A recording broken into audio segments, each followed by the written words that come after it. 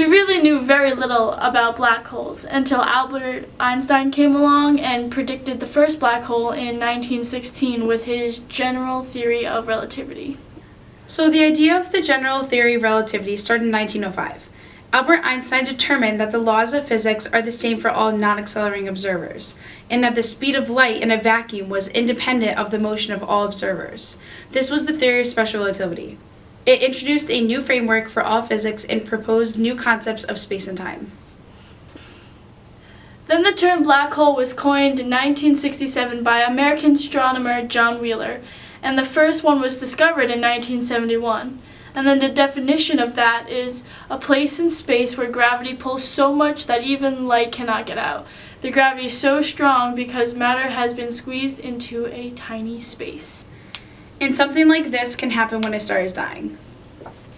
Now I bet you're all wondering how big a black hole is, right? Yeah, I guess that's important to know.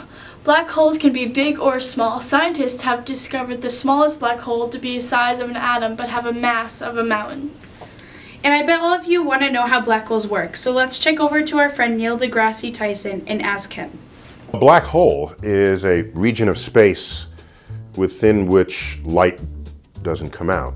Nothing comes out. If you fall in, you don't come out. But it's a hole in the three-dimensional fabric of space. So it means you can fall in from any direction. Normally when we think of a hole, like you remove a manhole cover and there's a hole in the street. You fall through the hole, you come out the other side, and you can look and see where you came out.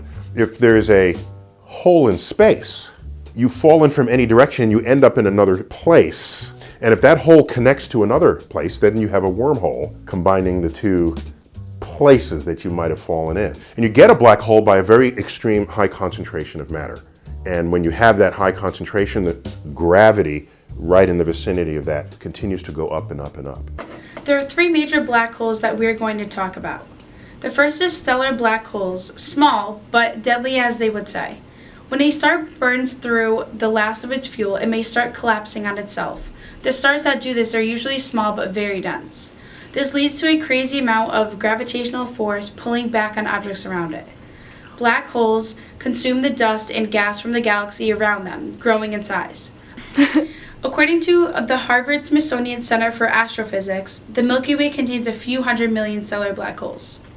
The next black hole is a supermassive black hole. Scary sounding, right? I know. This is like a small black hole's crazy cousin that is like in the mafia he's like really big and scary and has like a teardrop tattoo under his eye. These black holes are millions and billions times bigger than our sun, but have almost the same radius as Earth's closest star. Such black holes are thought to lie at the center of pretty much every galaxy, including the Milky Way. The third black hole is the intermediate black hole. Scientists for the longest time thought that black holes only came in sizes of small and large, but a recent research revealed a possible that mid-sized ones do exist.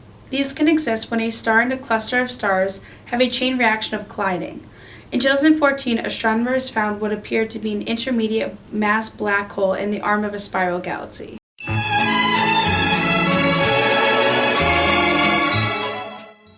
Did you know that miniature black holes may have formed immediately after the Big Bang?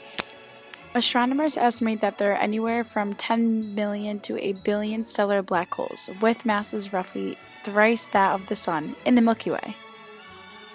The nearest black hole to the Earth is 1,600 light-years away. Our galaxy is covered in black holes, but the one likely to destroy our measly planet is still way beyond our solar system borders. The movie Interstellar relied heavily on theoretical physicist Kip Thorne to bring real science to the Hollywood feature. In fact, the work with the special effects of the blockbuster led to an improvement in the scientific understanding of how distant stars might appear when seen near a fast-spinning black hole. Tesseract, mathematically, is a higher dimensional object. Well, if you have access to a higher dimension, it means you are no longer bound to where you are in time. Though we can move left and right, and up and down, and forward and back, we have access to X, Y, and Z at will. But you are a prisoner of the present, forever transitioning between the past and the future. In a higher, that's the fourth dimension, X, Y, Z, and time.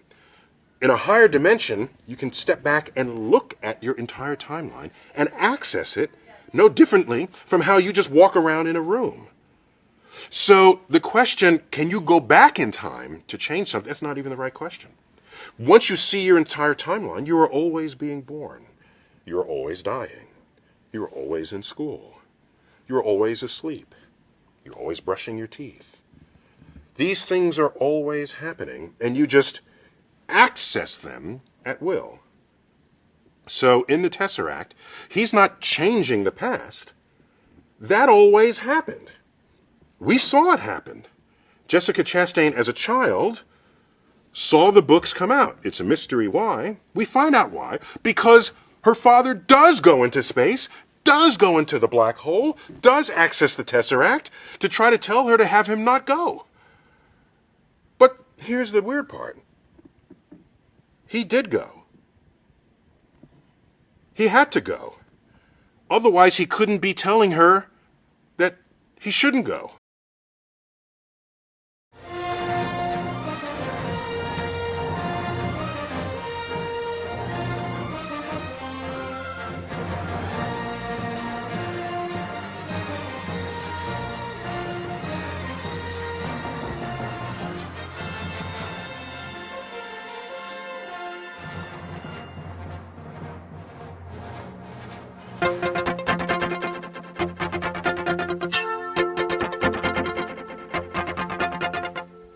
Many times I tried to tell you, many times I cried alone.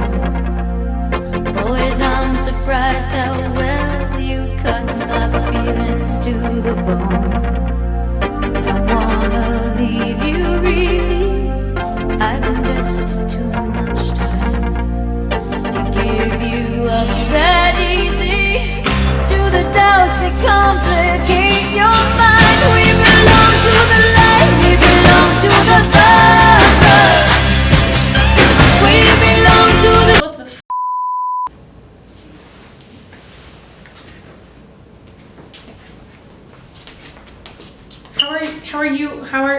How are we here? We've been here. We taught the class all about black holes. How? It's not even 9:30.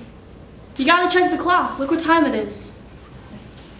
We taught the class hours ago. But how? When Professor Moritz asked the hole, we went in and then we came right back out because it cut our traveling time in half. You guys just took the long way. So we did all that hard work for nothing? And not for nothing, but we got an A on our project. Oh, yes! Awesome! Wait, but now that we're here, shouldn't you guys disappear? I'm not really sure. I don't know how this works. Yeah, science is kind of weird. Wash the balcony. What? That was weird. I don't know where they went. Yeah, that was wicked weird. I mean, we got an A, so should we just freeze frame out of here? I see your face everywhere. Still you say we belong to the light, we belong to the dark. We belong to the sound of the world. People falling under. Whatever we deny or embrace, the words of our